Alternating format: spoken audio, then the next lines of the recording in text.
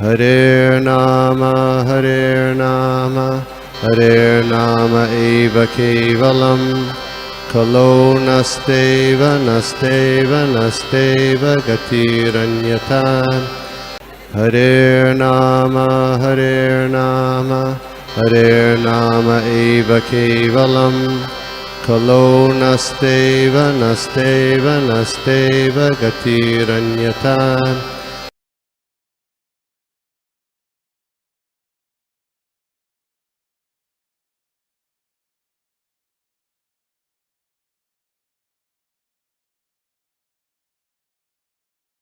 हरे कृष्णा। तो सभी को एकादशी की बहुत बहुत ढेर सारी शुभकामनाएं और थैंक यू सो मच प्रभु जी, माता जी, एंड स्पेशली थैंक्स टू गोपी मनोहर प्रभु जी कि उन्होंने आज सेवा एक छोटी सी सेवा करने का उन्होंने अवसर दिया। तो I will try my best कि जो कुछ मैंने भक्तों के मुखारबिन से सुना हो वही मैं यहाँ पे आज बोलने का प्रयत्न करूँ। Hare Krishna. So we will start with pranam mantra. We will start with pranam mantra. Hare Krishna. Om Namo Bhagavate Vasudevaya. Om Namo Bhagavate Vasudevaya. Om Namo Bhagavate Vasudevaya. Narayanam Namaskrityam Naram Chaiva Narottamam Devim Saraswatim Vyasam ततो जयमुदीरये नष्टप्रायेषु अभद्रेषु नित्यं भागवत सेवया भगवती उत्तम श्लोके भक्तिर्भवति नैष्टुति। नमो विष्णुपादाय कृष्णप्रेष्ठाय भूतले श्रीमते भक्तिवेदांत स्वामिनिति नामिने। नमस्ते सारस्वते देवी गौरवाणी प्रचारिणे निर्विशेष शून्यवादी पाश्चात्य देशतारिणे। जय श्री कृष्ण चैतन्य प्रभु नित्यानंद श्री अद्वैत गदाधर श्रीवास आदि गौर भक्त वृंद। हरे कृष्णा कृष्ण कृष्ण हरे हरे, हरे राम राम राम हरे हरे। हरे कृष्ण महामंत्र की जय, श्रील प्रभुपाद की जय। हरे कृष्ण। तो आज हम पढ़ रहे we will cover first canto 16 chapter श्लोक क्रमांक 7 और 8। हम इसको आज कवर करेंगे और इसका जो शीर्षक है हम देखते आ रहे अभी 2-3 दिन से इसका हम जैसे चर्चा कर रहे इस अध्याय का। तो इसका जो शीर्षक है इस अध्याय का, महाराज परीक्षित द्वारा कली का सत्कार किस तरह से महाराज परीक्षित ने किया, वो इसका शीर्षक है।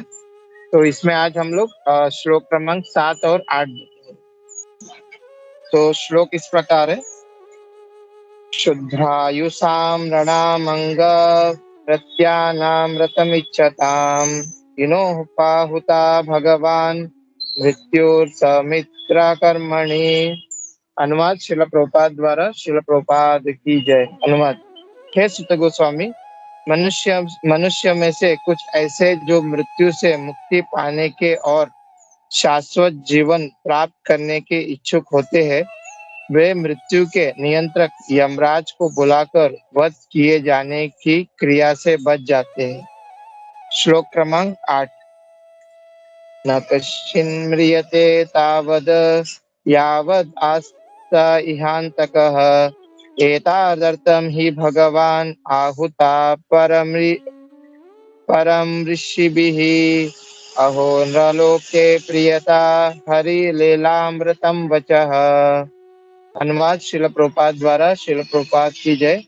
जब तक सबों की मृत्यु के कारण यमराज यहाँ पर उपस्थित है, तब तक किसी की मृत्यु नहीं होगी। ऋषियों ने मृत्यु के नियंत्रक यमराज को आमंत्रित किया है, जो भगवान के प्रतिनिधि है। उनके पकड़ में आने वाले सारे जीवों को भगवान की दिव्य लीलाओं की इस भांति के रूप में मृत्यु रहित अमृत का श्रवण करने का लाभ उठाना चाहिए। हरे कृष्णा। सुशील प्रपाद की जय। श्रीमद् भागवतम की जय। तो आज का जो ये श्लोक है, जैसे कि हम यहाँ पर देख रहे हैं कि आज का ये जो अध्याय जो है वो परीक्षित महाराज के कार्यों के कार्यकलापों के बारे में वर्णित है। जैसे कि पहले शौनकादिशी पहले पूछे कि जो परीक्षित महाराज है उनके जन्म गतिविधि और कार्यकलापों के बारे में वह सुत गोस्वामी से पूछते हैं। तो यहाँ पे हम ये देखते हैं कि एक हम क्वालिटी देखते हैं कि जो भक्त जो है, भगवान के जो भक्त है, उनके जो कार्यकलाप, उनके जो गुण, वो सब दिव्य है। जैसे कि हम जब जैसे कि हम भगवद गीता में भगवान स्वयं कहते हैं कि भगवान की जो भी कार्य है, जो भी उनके जो कार्य है वो दिव्य है। जन्म कर्म च में दिव्य, उनके जो जन्म और उनके कर्म क्या है, दिव्य है।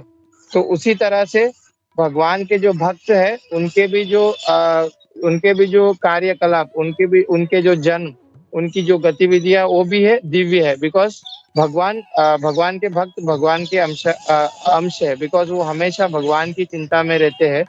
तो जैसे अगर हम महाराज परीक्षित के बारे में देखते हैं कि उनके भी जो जन्म थे, वो भी मतलब अपने माँ के गर्भ में ही उन्होंने भगवान का दर्शन किया। और जैसे हम महाराज परीक्षित के बारे में हमने इतना कुछ जाना कि उनकी जो कार्यकलाप, उनकी जो गतिविधियां, वो सब कितने दिव्य थे।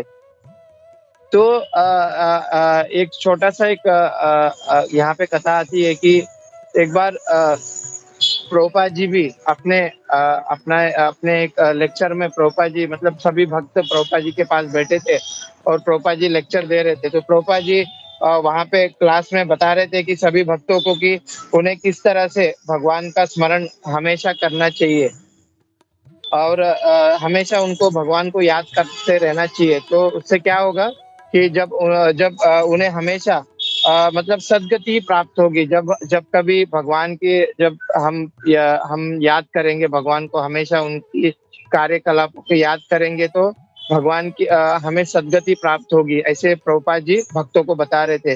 तो आखिर में जब क्लास फिनिश हुआ तो एक भक्त ने प्रभुपाद जी को पूछा कि प्रभुपाद जी, अगर मैं भगवान को याद ना करके आपको अगर मैं याद करता हूँ, तो क्या मुझे वही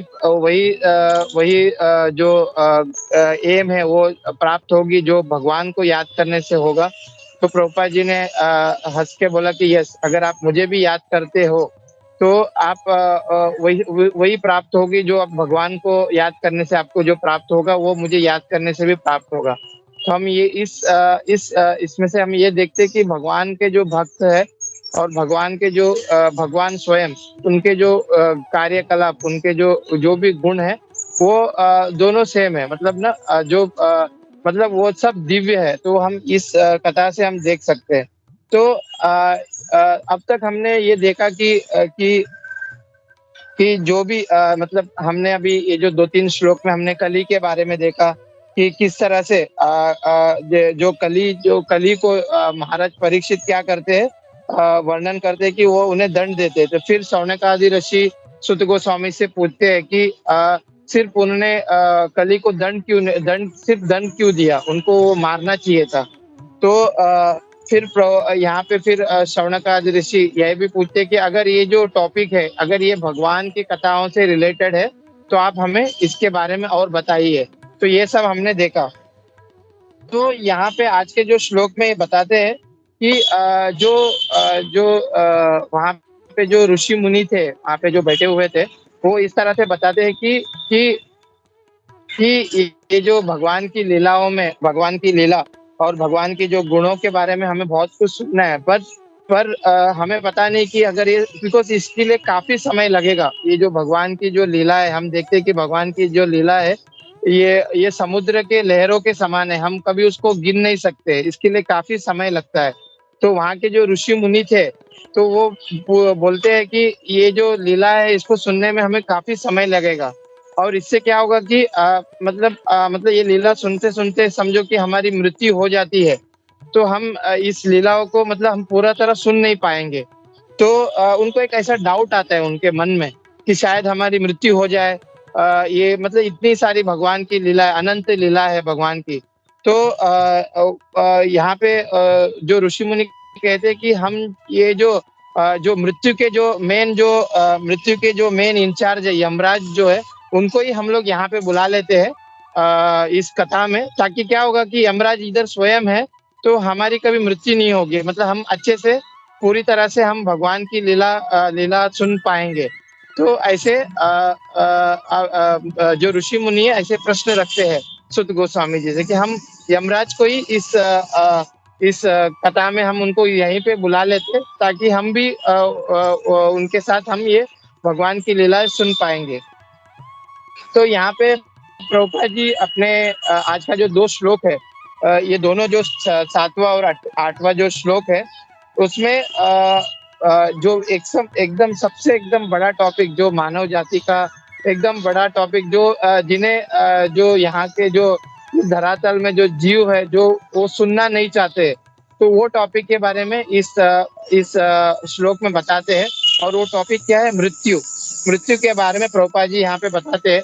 तो ये जो 6वां जो श्लोक है, जो 7वां जो श्लोक है, उसमें प्रभुपाद जी अपने तात्पर्य में मृत्यु के बारे में बताते हैं कि किस तरह से जो जीव जो है, जो बद्ध जीव जो है, वो किस तरह से ये मृत्यु से मतलब दूर भागते हैं, मृत्यु से छुटकारा पाना चाहते हैं।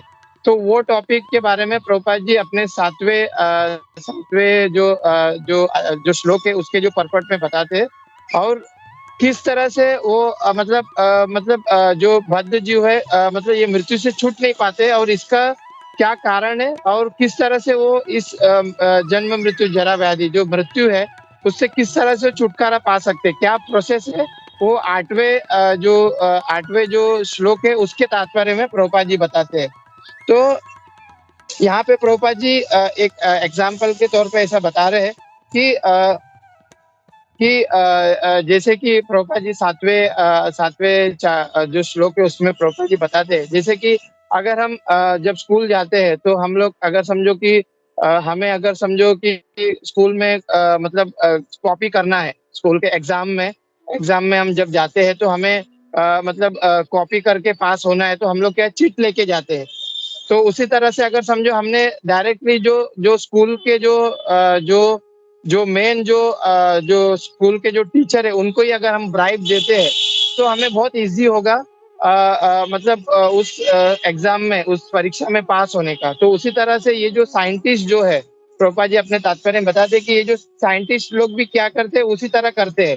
वो ये जो मृत्यु के जो इंचार्ज है, जो यमराज जी के बारे में यहाँ पे बताया जा रहा है कि जो यमराज जो है उनसे वो किस तरह से बच सके, उसका वो लोग मतलब अलग अलग तरह से प्रयोग करते हैं कि हम किस तरह से ये जो मृत्यु से हम किस तरह से बचे, ये यमराज से हम किस तरह से बचे, उसका वो प्रयोग करते हैं यहाँ पे।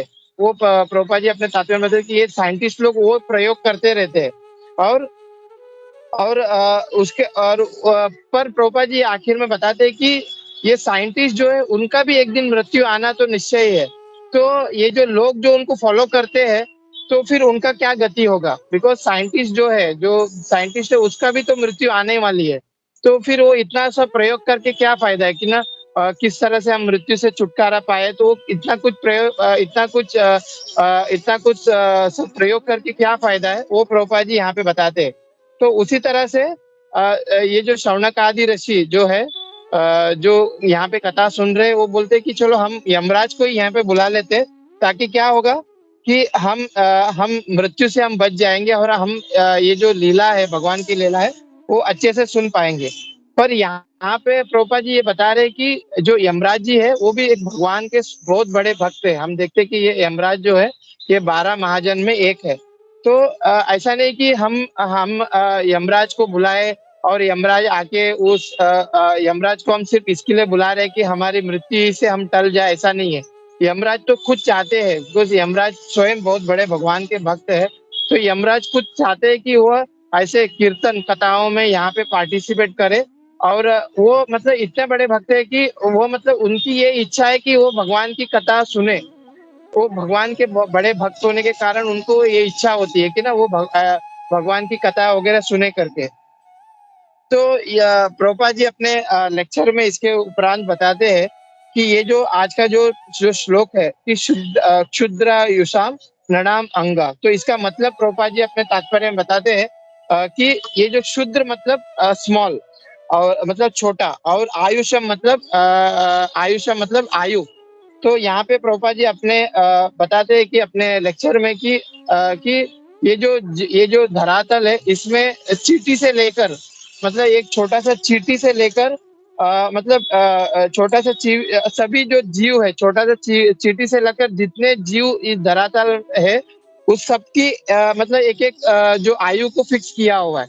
जैसे कि प्रभुपाद जी बताते कि अपने लेक्चर में कि एक किसी जीव है उसकी आयु मतलब आधा घंटा ही रहता है, किसी की आयु 1 ऑवर रहता है, किसी का आयु मतलब 1 साल रहता है, किसी की आयु 50 साल रहता है। तो उसी तरह से इस धरातल में ये जो 100 साल की आयु फिक्स किया गया है कि इस धरातल में लोग ज़्यादा से ज़्यादा 100 ईयर जिएँगे। इससे अगर कोई ऊपर भी जीता है तो बहुत वो रेयर केस होगा, बट 100 ईयर्स तो फिक्स मिनिमम लोगों की आयु है। तो ये प्रभुपाद जी अपने तात्पर्य में ये बताते हैं अपने लेक्चर में कि उसी तरह से इस धरातल से अगर हम ऊपर जाते हैं, जैसे कि हम इसको भूलोक बोलते हैं, तो ये क्या मृत्यु लोक है। तो इस धरातल से भी जब हम लोग ऊपर जाते हैं, मृत्यु लोक से ऊपर जाते हैं, जैसे कि स्वर्ग लोक तक भी लोग जाते हैं, तो वहाँ पे भी जो स्वर्ग लोक में जो लोग रहते हैं, उनकी भी एक आयु फिक्स किया गया हुआ है। जैसे कि हम भगवत गीता में इसका बारे में पढ़ते हैं कि जो स्वर्ग लोक की जो 12 घंटे हैं, मतलब यहाँ पे जो भूतल के जो भूतल है उसके कई युग बीत जाते हैं। तो उसी तरह से जो लोग हैं वो मून प्लैनेट में जाने का कोशिश करते हैं, मून प्लैनेट में। तो मून प्लैनेट में भी कुछ ऐसा ड्यूरेशन ऑफ लाइफ है जहाँ पे लोग इतना ही समय तक जी सकते हैं। तो प्रभुपाद जी बताते हैं कि मून प्लैनेट में लोग जो है उनका जो आयु है मून प्लैनेट में वो यहाँ का जो वन एक दिन मतलब मून प्लैनेट का 6 महीना, तो उनकी उतनी आयु है और वहाँ पे लोग 10,000 साल जीते हैं। तो प्रभुपाद जी ये बता रहे हैं कि आप कहीं पे भी जाइए, आप भूलोक जाइए, मून प्लैनेट जाइए, आप या आप स्वर्ग लोक भी जाइए, पर आप जो मृत्यु जो है वो निश्चित है। यमराज जी आने का वहाँ पे निश्चित है और हमारी जैसी कॉन्ट्रैक्ट खत्म हो जाती है, हमारी लाइफ का कॉन्ट्रैक्ट खत्म हो जाता है, तो जरा भी देरी नहीं करते यमराज जी। हमें यहाँ से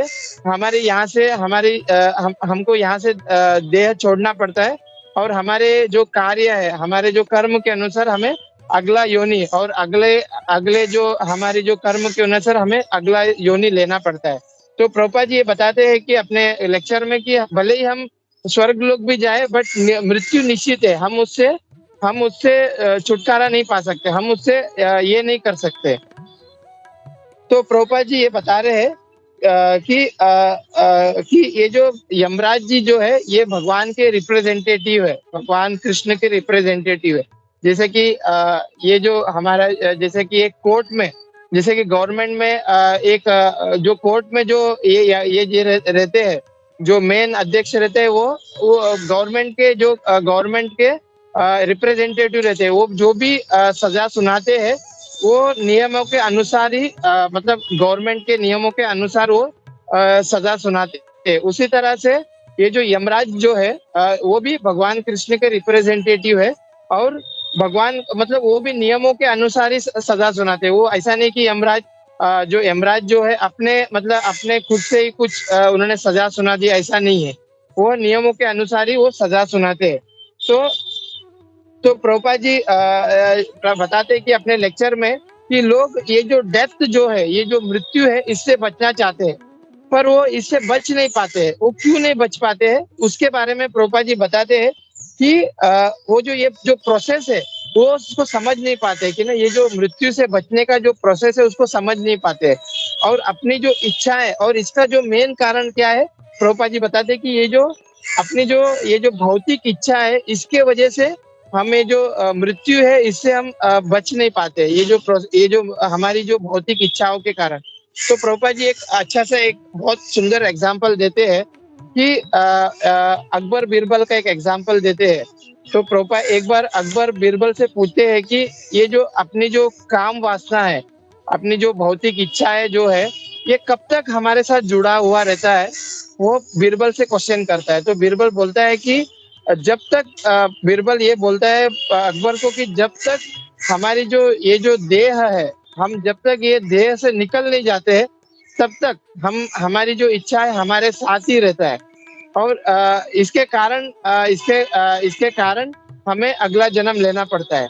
तो अकबर जो बोलता है कि नहीं नहीं, ऐसा नहीं हो सकता है कि जो अगर समझो कि प्रभुपाद जी बताते हैं अपने लेक्चर में कि अगर कोई बूढ़ा व्यक्ति है, उसे बहुत काम वासना की इच्छा है, जो भौतिक इच्छा है, पर आखिरी समय में उसको उसका तो इंद्रिय तो कुछ काम नहीं करता है, उसका हाथ-पैर इतना चलता नहीं है, तो उसकी इच्छाएँ कैसी उसकी रहती है फिर?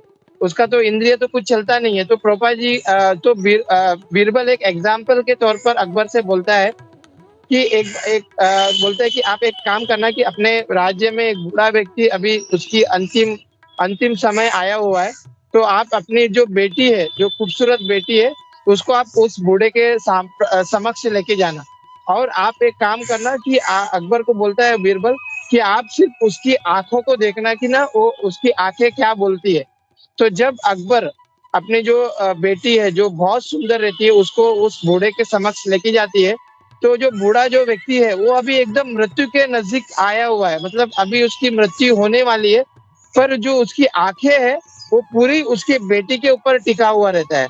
तो अकबर को तब समझ में आ जाता है कि बीरबल ने क्यों ऐसा कहा है कि जो व्यक्ति जो है उनकी अंतिम अंतिम जब अंतिम यात्रा मतलब अंतिम अंतिम इच्छा अंतिम टाइम तक वो अपनी इच्छाओं को जो भौतिक इच्छा है उसकी यहीं पे रहती है। भौतिक इच्छाएँ इतनी प्रबल रहती है कि वो फिर से इस धरातल पर मतलब इस धरातल पर आता है उस भौतिक इच्छाओं को पूर्ति करने के लिए।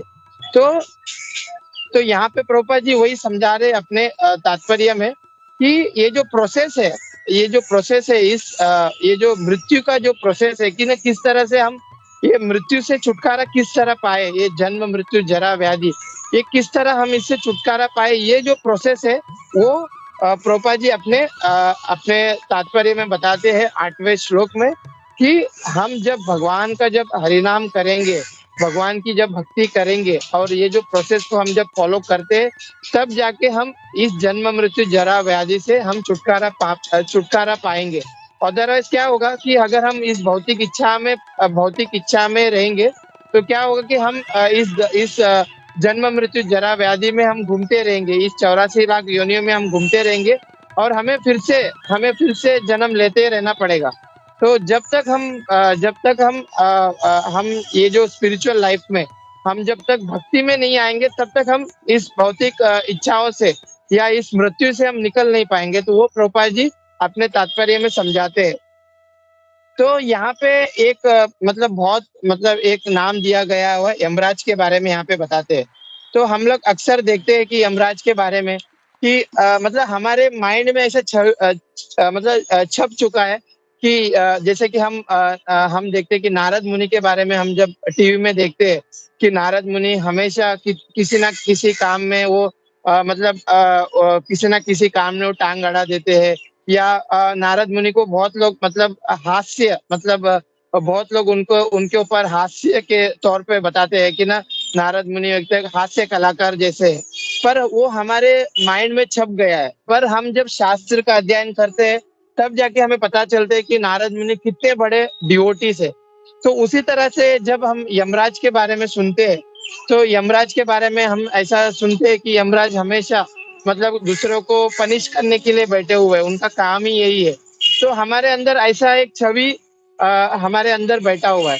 तो आज हम देखेंगे कि ये यमराज के बारे में हम देखेंगे कि ना कि उनके गुणों के बारे में कि ना यहाँ पे शास्त्र में यमराज के बारे में क्या कहते हैं उनके गुणों के बारे में और यमराज कितने बड़े डिवोटीज़ है उसके बारे में शास्त्र बताते हैं। तब जाके हमारा माइंड में वो यमराज जी के बारे में हमें पता चले कि यमराज जी कितने बड़े डिवोटी है।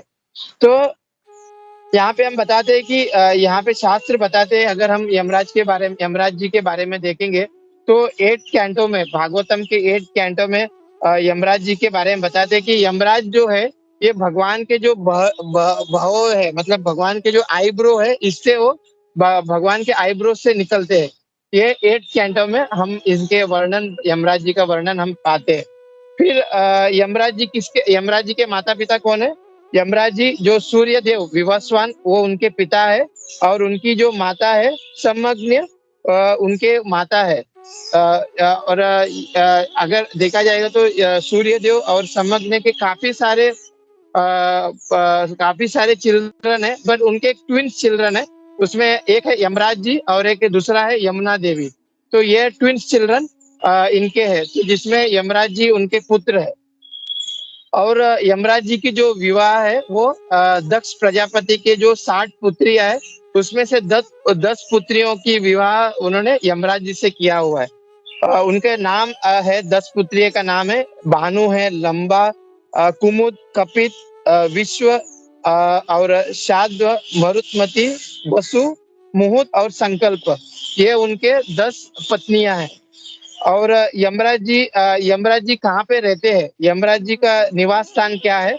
यमराज जी पितृलोक में रहते हैं। उन्हें यमराज जी को एक और नाम भी दिया गया है, पितृ का राजा उनको बोलते हैं। और ये पितृलोक कहाँ पे है? तो ये जो हम देखते हैं कि ये जो पूरा भूमंडल है, उसमें जो सेंटर में जो सुमेरु पर्वत है, सुमेरु पर्वत हम शास्त्र में हम देखते हैं इसका कि ये जो सुमेरु पर्वत के 4 कॉर्नर है, तो 4 कॉर्नर के अलग अलग देवता हैं। जैसे कि एक कॉर्नर में इंद्र जी है, एक कॉर्नर में ब्रह्मा जी है। तो एक कॉर्नर जो है जो जिसका नाम है सम्यमानी, उसका वो जो जगह का नाम है सम्यमानीपुरी। सम्यमानीपुरी वो जगह का नाम है जहाँ पे ये जो पितृलोक वहां पे रहते हैं।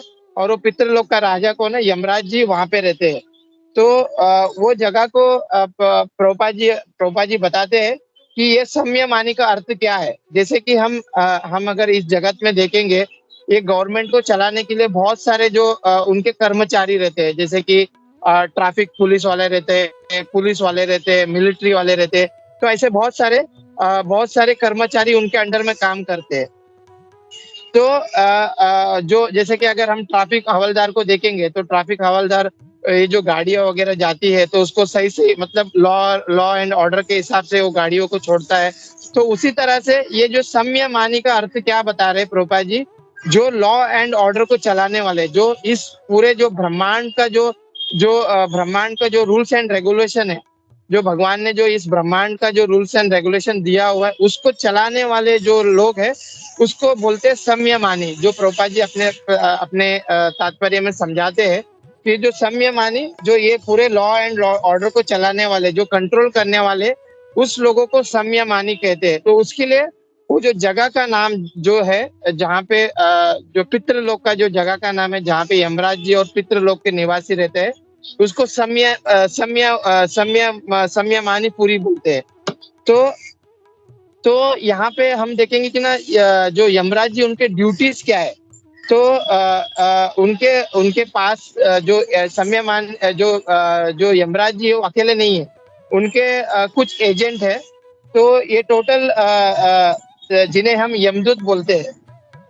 तो उनका ड्यूटीज क्या है कि जो पापी लोग हैं, उनको जो मृत्यु के बाद क्या करते हैं, तुरंत ही उनको जो उनके जो यमदूत जो क्या करते हैं, तुरंत ही जो भी पापी लोग जो रहते हैं उनको तुरंत वो यमराज के पास लेके आते हैं।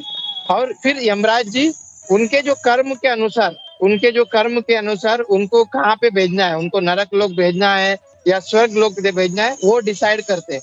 तो उनके कर्मों के हिसाब, तो यमराज जी यहाँ पे अपना डिसाइडिंग नहीं करते। ये जो पूरे लॉ एंड ऑर्डर के हिसाब से, उनके कर्मों के हिसाब से जीव को उनके कर्मों के हिसाब से उनके जो गति के पास भेजते हैं। जैसे नरक लोक में भेज दिए, स्वर्ग लोक में भेज दिए। तो ये यमराज जी का काम है। और अगर हम देखेंगे वो जो यमदूत के बारे में अगर देखते हैं, तो उसका वर्णन अजामिल जी, जो उन्होंने स्वयं यमदूत को उन्होंने फेस टू फेस देखा है, तो उसका वर्णन यमदूत के बारे में अजामिल जी बोलते हैं कि ये जो यमदूत जो है वो किस तरह से दिखते हैं। तो ये बोलते हैं कि अजामिल जी, ये जो यमदूत है वो टोटल 3 लोग है, मतलब एक ग्रुप है उनका। ये एक ही आते नहीं, वो टोटल 3 लोग है। ये जो यमदूत है ये 3 लोग है। और इनका फेस कैसा है? ये बहुत डरावना है। मतलब अगर कोई इसको देख लेंगे ना, तो उनका मतलब उनके जो शरीर से पूरा उनका गतिविधि चेंज हो जाएगा। ऐसे अजामिल जी बोलते हैं कि ये जो यमदूत है इनका ये बहुत डरावने जैसे दिखते हैं। और इनका जो पूरा जो शरीर है वो बाल मतलब केशों से भरा हुआ है, मतलब पूरा शरीर में बाल है। जैसे कि हमारे शरीर में छोटे छोटे बाल है, पर इनके जो शरीर में पूरे जो बाल है इतने भरे हुए हैं और इनका जो शरीर में वो जो बाल है वो खड़े हुए हैं, मतलब वो हमारे जैसे कि बहुत लोग स्टाइल करते हैं अपने बालों का, और जो हेयर कट को खड़ा हुआ दिखाते हैं, पर इनका जो केश है, ये जो कलयुग के ये जो यमदूत है, बट ये जो असली जो यमदूत है उनका जो केश है पूरा खड़ा हुआ है। और उनका जो जो चेहरा है वो जैसे हमारा जैसे कि कुछ मतलब राउंड जैसा है, पर इनका जो चेहरा है वो पूरा टेढ़ा मेढ़ा हुआ है, मतलब टेढ़ा मेढ़ा है, तो एक जैसा जैसे टेढ़ा मेढ़ा है। और वो मतलब ये जो यमदूत के बारे में बता रहे हैं अजामिल जी किस तरह से दिखते हैं, और इनका जो ड्यूटी क्या है, ये जो यमदूत का ड्यूटी क्या है, वो सभी को दंड देना, मतलब वो लेके जाते हैं यमराज जी के पास, फिर यमराज जी क्या करते हैं उनके कर्मों के हिसाब से उनको दंड देते हैं। फिर आगे ये बता रहे हैं, अभी हम ओनली 2 मिनट्स में हम यमराज जी के गुणों के बारे में हम देखेंगे कि यमराज जी का गुण क्या है। तो भगवान प्रभुपाद जी अपने तात्पर्य में ये बताते हैं कि ये जो यमराज है ये भगवान के बहुत बड़े शुद्ध भक्त है, और उनका उनका कार्य ही कि वो हमेशा भगवान के सेवा में वो हमेशा लगे रहते हैं। और इनके गुण क्या है, द फर्स्ट इज भगवान के वो बहुत बड़े भक्त है। और दूसरा है यमराज जी 12 महाजन में एक है, जैसे कि हम देखते हैं कि जो कोई धर्म का पालन करना चाहता है या जो कोई भगवान की भक्ति करना चाहते हैं, उन्हें ये 12 महाजन उनके निर्देश के अनुसार जो इंस्ट्रक्शन है उसके अनुसार अगर कोई कार्य करता है तो वो भक्ति में और अग्रसर हो सकता है। तो ये जो 12 महाजन में एक कौन है, यमराज जी है। और यमराज जी का एक गुण ये भी है कि उन्हें तीनों जो वर्तमान भूत और भविष्य, वो तीनों के बारे में उनको पता है कि ये जो व्यक्ति है ये वर्तमान में क्या किया है, भूतकाल में क्या किया और भविष्य में क्या करेगा, वो तीनों के तीनों यमराज जी को पता है। इसके लिए उनका एक नाम क्या है, तारा दर्शनम, उनका एक नाम पड़ता है यमराज जी का, उसका नाम है, उनको ये नाम से पुकारते हैं तारा दर्शनम। मतलब वो पूरा जो काल है वो उनको पता है, भूत भविष्य और वर्तमान उसके बारे में पता है। और और एक यमराज जी को एक नाम और भी पढ़ते हैं कि अणु विमर्शते, मतलब वह जो भगवान के जो निर्देशानुसार ही यमराज जी कार्य करते हैं। यमराज जी मतलब जो कुछ भगवान का निर्देश है उसके हिसाब से यमराज जी कार्य करते हैं, उसके लिए उनका एक नाम है अणु विमर्शिता। और एक क्वालिटी यमराज में वो बहुत विनम्र है। तो हम ये जो विनम्र उनसे कैसे देख सकते हैं, जैसे कि हम अगर अजामिल का जब स्टोरी देखते हैं कि अजामिल ने उन्हें बचपन में तो वो बहुत बड़े भक्त थे, पर उनकी जब बुद्धि ये हुई, और जब आखिर में जब उन्होंने भगवान नारायण का नाम लिया, तो जहाँ पे यमदूत को पहुंचना चाहिए था, वहां पे विष्णुदूत पहुंच गए। तो यहाँ पे बताते हैं कि यमदूत जी यमराज जी से प्रश्न करते हैं उस समय कि ये जो अजामिल जो थे ये तो उन्होंने तो पूरा जिंदगी भर पाप किया है, तो हमें जाना चाहिए, तो फिर आपने तो पहुंच गए। तो यहाँ पे एक क्वालिटी हम यमराज जी का देखते हैं कि यमराज जी इतने विनम्र है कि उनको पता चला कि इन्होंने ये जो अजामिल जो थे,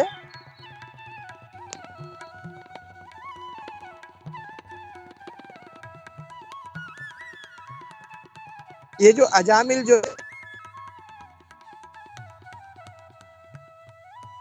जैसे मैंने आपको रोका और वहां पे विष्णुदूत पहुंच गए, तो ये यमराज जी की क्वालिटीज है। तो हमारी जो माइंड में जो मतलब जो बद्ध जीव है, ये जो भक्त है उनको तो पता ही है कि यमराज जी कितने बड़े भक्त है। पर जो बद्ध जीव है, अगर यमराज जी के बारे में अगर उनको कुछ पता चलना है या उनको उनको यमराज जी के बारे में जानना है, तो उन्हें यहाँ वहाँ देखने की जरूरत नहीं है। उन्हें अगर वो शास्त्र को पढ़ते हैं तब जाके उन्हें पता चलता है कि what is exactly Yamraj, Yamraj कौन है और उनके गुण क्या है। वो हम यमराज जी के अगर हम शास्त्र पढ़ेंगे तो हमें पूरी तरह पता चल जाएगी यमराज कितने बड़े भक्त है, हम वो देख सकते हैं। तो यही प्रभुपाद जी यहाँ पे बता रहे यमराज जी के बारे में कि यमराज जी कितने बड़े भक्त है। तो मैं यहाँ पे अपने वाणी को विराम देता हूँ, और जो कुछ मैंने भक्तों के मुखारविंद से सुना वही मैंने यहाँ पे बोलने का प्रयास किया। सो हरे कृष्णा कृष्ण कृष्ण हरे हरे, हरे राम राम राम हरे हरे। शिल प्रभुपाद की जय। हरे कृष्णा प्रभु जी, माता जी, दंडवत प्रणाम। हरे कृष्णा सत्यव्रत प्रभु। हरे कृष्णा प्रभु जी, दंडवत प्रणाम। प्रभु जी बहुत बहुत बहुत अच्छा क्लास था प्रभु जी, जिसमें अपने यमराज जी के बारे में कभी हम लोगों ने सुना भी नहीं था। मैंने कभी सुना भी नहीं था इतना आपने यमराज जी के बारे में बताया। क्योंकि आप जैसे बोल रहे थे कि उनका जो फेस है वो उनके साथ यमदूत आते हैं वो कैसा एकदम डरावना रहता है। तो हम लोग देखते हैं कि जब भी किसी का डेथ होता है कुछ लोगों को वो मतलब कुछ यूरिन पास करते हैं कि जो भी है, तो माइट भी उन्होंने यमराज जी को देखा रहेगा। तो प्रभु जी बहुत अच्छा क्लास था and thank you so much प्रभु जी। हरे कृष्णा, दंडवत प्रणाम। हरे कृष्णा। या शिल प्रभुपाद की जय प्रभु जी। हरे कृष्णा। हरे कृष्णा, हरे दंडवत कृष्ण प्रणाम प्रभु। सभी भक्तों को, दंडवत प्रणाम। सर्वदेव प्रभु जी, हरे कृष्णा। प्रभु जी इतना अच्छा आपने समझा है। प्रभु जी एक बार सिर्फ लास्ट में जो पॉइंट्स आपने बताए थे यमराज जी के बारे में, एक तो जो इतने मर्सीफुल है, कृपा करुणामय है, और उसके पहले क्या बताया था प्रभु जी, एक बार प्लीज रिपीट करेंगे प्रभु जी? मेरा थोड़ा यहाँ पे बस में थोड़ा मिस हो गया प्रभु। हरे कृष्णा, दंडवत प्रणाम। हरे कृष्णा प्रभु, दंडवत प्रणाम। यस प्रभु, एक्चुअली प्रभुपाद जी अपने तात्पर्य में बताते हैं, तो फर्स्ट पॉइंट की हम यमराज जी को देखते हैं कि ना यमराज जी भगवान के बहुत बड़े भक्त है, जो हम प्रभुपाद जी अपने तात्पर्य में बताते हैं। And we all know that कि यमराज जी कितने बड़े भक्त हैं। और दूसरा है यस, वो 12 महाजन में एक है, जो हम भगवद गीता में देखते हैं कि ना यमराज जी 12 महाजन में एक है। और तीसरा मतलब तीसरा जो है उनको तार दर्शन बोलते हैं, यमराज जी को। तार दर्शन मतलब वो सभी मतलब अपने जो भूत, भविष्य और वर्तमान, वो सभी को जानते हैं कि लोगों का क्या भूत है, भविष्य क्या है, और वर्तमान में वो क्या कार्य कर रहे हैं। तो उनके लिए उनका एक नाम तार दर्शन हम के बोलते हैं। और चौथा है, उन्हें अणुविमर्शते बोलते हैं। अणुविमर्शते मतलब भगवान का जो निर्देश है, अ, वो कभी अपना खुद का डिसीजन नहीं लेते। जो भी भगवान का निर्देश है उसके हिसाब से वो चलते हैं। तो उसके लिए उनका एक नाम अणु विमर्शित है, उनको एक नाम से बोलते हैं हम लोग, कि वो भगवान के निर्देश अनुसार ही कार्य करते हैं। और फिर एक है लास्ट में, वो बहुत विनम्र है। दैट वन पॉइंट हम लोग ये देखते हैं कि मतलब यमराज जी बहुत विनम्र है। वो लास्ट पॉइंट है प्रभु। हरे कृष्णा।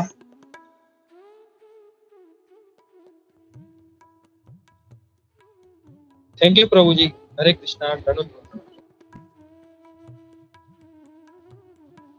हरे कृष्णा प्रभु।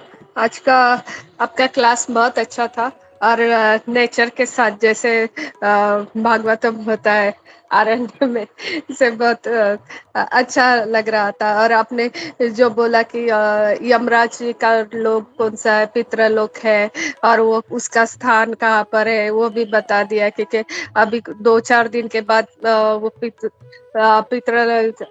का चालू होने वाला है, पितृ का 15 दिन का समय चालू होने वाला। वो भी बहुत अच्छा है कि अभी जो आने वाला है वही आ गया, तो अपने उसके बारे में सब बता दिया, वो भी अच्छा लगा। और यमराज जी को कितने अच्छे से मतलब लोगों को डर, भक्तों को डर क्यों नहीं लगता, वो भी अपने बहुत अच्छे से एक्सप्लेन किया, बहुत अच्छा लगा।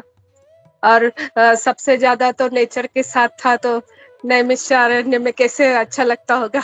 बहुत अच्छा फीलिंग आया। हरे कृष्णा। हरे कृष्णा माता जी, मतलब प्रपात कीजिए। हरे कृष्णा। या यस समय प्रभु। हरे कृष्णा। प्रभु जी हरे कृष्णा, दंडवत प्रणाम। प्रभु जी बहुत बढ़िया क्लास था, बहुत एंड और अपने मतलब डिटेल्ड एक्सप्लेनेशन यमराज जी के बारे में बहुत मतलब बहुत अच्छा नया नया इन्फॉर्मेशन मिलते गया। प्रभु जी जस्ट एक चीज ऐड करनी थी कि यमराज के भाई है ना, शनिदेव भी जो यमराज के भाई है, और दोनों कृष्ण के बहुत बड़े भक्त है ना प्रभु जी। हरे कृष्णा।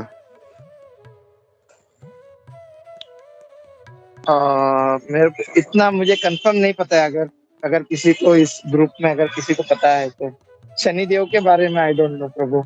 सॉरी प्रभु। हाँ प्रभु, आ, शनिदेव भी यमराज जी के भाई है, और यमुना जी जैसे प्रभु ने बताया कि जुड़वे भाई बहन है, यमुना जी और यमराज जी, और शनिदेव भी उनकी दूसरी वाइफ छाया है, उनके पुत्र है। थैंक यू माता जी, थैंक यू। हरे कृष्णा। और शनिदेव भी कृष्णा के बहुत बड़े भक्त है ना माता जी? हाँ प्रभु। थैंक यू माता जी। Hare Krishna. Thank you so much Vijayshree माता जी, थैंक यू समीर प्रभु। हरे कृष्णा उद्धव कृष्ण प्रभु जी। हरे कृष्ण प्रभु, बहुत अच्छा क्लास था। स्पेशली जो आपने बताया इसका, यमराज जी का आपने इतनी सारी इंफॉर्मेशन दी थी, तो आपने वो बताया कि भाई जो भक्त हैं उनको यमराज जी के बारे में पता है। हम लोग तो भक्त है नहीं, अभी हमको तो शास्त्रों का अध्ययन करना पड़ेगा। मगर आपने अच्छा सा एक पॉइंट बता दिया कि शास्त्रों का अध्ययन करने से हमको यमराज जी के बारे में पता चलेगा। तो इसके ऊपर एक लेक्चर सुन रहा था, उसके अंदर एक बात आई थी कि जब युधिष्ठिर महाराज, और ये हमने चर्चा भी की थी क्लास में, कि युधिष्ठिर महाराज जब उनका मतलब जब यहाँ इस भूतल को वो छोड़ के चले, तो जब वो पहले गए तो उनको वहां पर इनके यमराज जी के पास जाना पड़ा।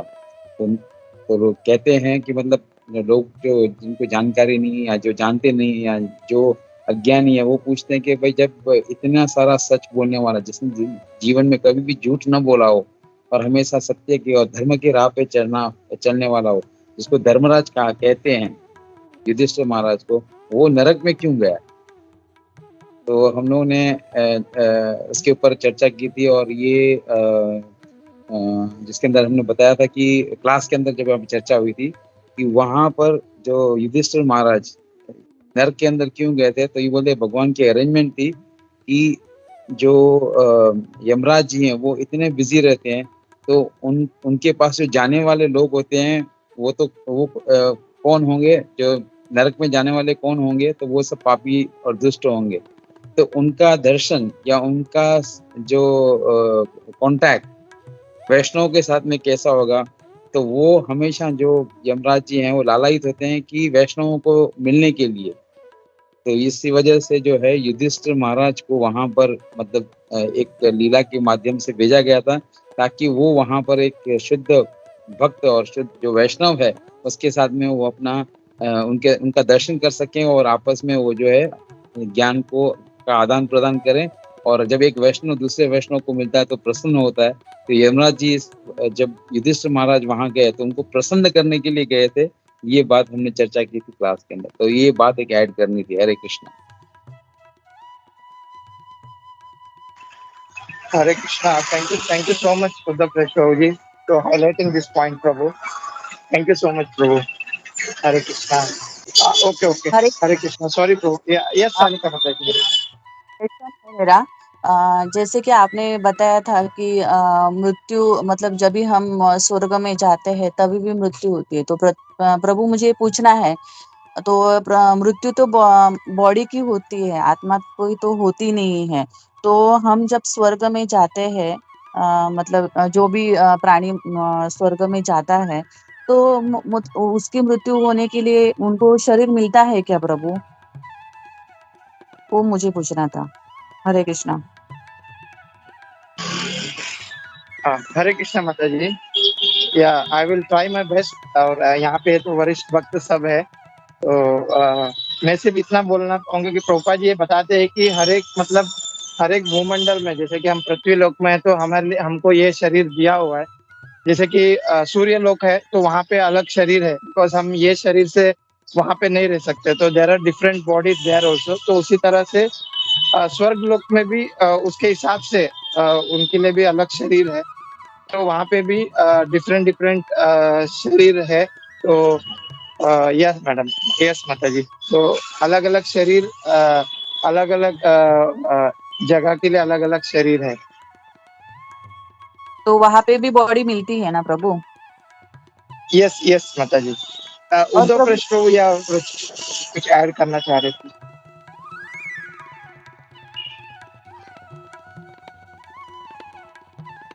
या यस सानिका माता जी। प्रभु मुझे और पूछना पूछना है, जब किसी जीव की मुक्ति होती है, मतलब वो भगवत धाम पहुंच जाता है, तो उनको भी वहां पे बॉडी मिलती है क्या प्रभु? हरे कृष्णा। या स्पिरिचुअल में माता जी, या देयर इज स्पिरिचुअल में भी अलग शरीर है, जैसे कि वहाँ पे सच्चित आनंद है, वो वहाँ पे ऑलवेज इटर्नल शरीर हमको मिलता है, अलग स्पिरिचुअल में भी माता जी। तो भगवत धाम में भी प्रभु उनका वहां पे मृत्यु या का टाइमिंग रहता है ना? नहीं, वहाँ पे सच्चित आनंद, मतलब वहाँ का जो शरीर है वो इटर्नल है, शाश्वत है वहाँ पे। मतलब वहां पे मृत्यु नहीं है प्रभु?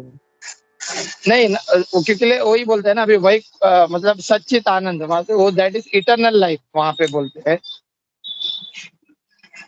ओके प्रभु, थैंक यू सो मच प्रभु। हरे कृष्णा, बहुत अच्छा लेक्चर था प्रभु, बहुत अच्छा लगा। Thank you so much. Hare Krishna. Hare Krishna माता जी।